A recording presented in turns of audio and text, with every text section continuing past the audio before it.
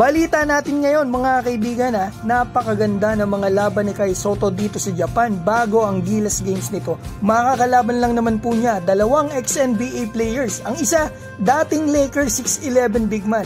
At yung isa naman po ay si Xavier Cooks na mas maganda pa pala ang nilalaro ni Kai dito sa Japan. Simulan natin dito. Ang simula po ng ensayo ng Gilas Pilipinas para sa FIBA Asia Cup ay ngayong February 15 na. At bago pa dumating ang date na yan, may 3 games pa po si Kai Sotto dito sa Japan na napakagandang schedules para sa pambato natin. Makakalaban po niya sa February 7 ang Sun Rockers Shibuya na 3rd place sa standing sa kanilang division. Bakit hindi mga kaibigan? Nandito ang malakas na naturalized player ng Japan na si Josh Hawkinson. At ang American naturalized player po ng Kazakhstan na si Anthony Clemons na umiscore po ng 27 points sa laban nila sa Gilas Pilipinas noong 2019. At hindi lang yan, andito din po ang dating player ng Lakers na si Ryan Kelly.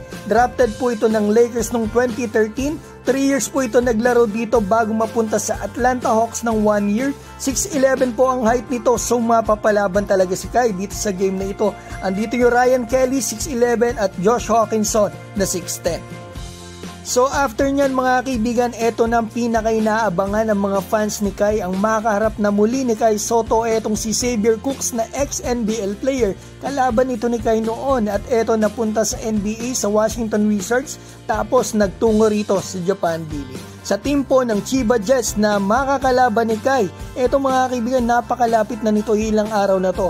Ang maganda, back-to-back games to, February 10 at 11, huwag niyong palalampasin yan. At eto ang huwag nyo palampasin ang ipapakita ko sa inyo na stats po ngayon ni Xavier Cooks dito sa Japan.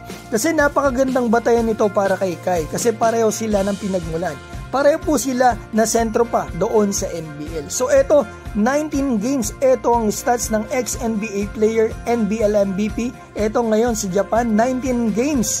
Etong stats niya mahigit 11 points lang and 8 rebounds, 2.7 assist lamang. Ang playing time napakalaki. Almost 27 minutes. So mababa yan sa world import, lalo na sa kalidad niya. At eto po yung gusto kong makita nyo mga kaibigan. Si Xavier Cook, pareho po ng playing time sa NBL at playing time dito sa Japan D. Pero pinagkaiba, mas malaki yung nagagawa niya o production niya sa NBL compared dito sa B-League. Ano ibig sabihin nun mga kaibigan? Para sa akin mga kaibigan, tama yung sinabi ni Kai. Mas physical ang Japan B-League compared dito sa NBL. Tapos sasabi ko pa, ang B-League po kasi ngayon ay ibang level na. Hindi kagaya ng iniisip ng ilan sa ating mga kababayan na mababang level lang yan, B-League lang yan. Kaibigan, 3 to 5 imports na per team, kaya para sa akin, ka-level na ito ng NBL or maaaring higit pa. At doon sa ilang bumabatikos dito kay Kai, ito po yung stats nila ni Xavier Cook. I-analyze nyo po mabuti yung kanilang mga stats. 8 points, 3.3 rebound, 1.2 blocks per game si Kai in just 13 minutes lang na playing time. Honestly, very good numbers na po yung ganyan sa ganyang playing time mga kaibigan. At eto, kung titignan po ninyo yung advanced stats ni Kai, doblehin nyo yung 13 minutes niya, kung 26 minutes siya naglalaro. Yan po yung playing time ni Xavier Cook. Sikumpara nyo, mag-average si Kai ng 16.7 rebound, 2.4 block. Kayo na po ang umusga, kita nyo naman. Kaya sana wag na pong i-bash yung kababayan natin. Kahit maganda yung laro niya, kita nyo naman mga kaibigan, binabangko pa rin siya ng coach niya. Mga kaibigan, masasabi ko pa, yes, hindi pa ganun kalakas ang pambato natin. Pero nakikita ko nag-improve yung lakas ng katawan ni Kai ngayon. At lalong-lalo na yung laro niya sa low post. At ang gusto ko lang po sana ma-improve ng ating pambato ay eto. Pagpasok pa lang niya sa game or sa buong game, kahit konti lang yung playing time niya, itodo niya na ang laro niya sa opensa man o depensa.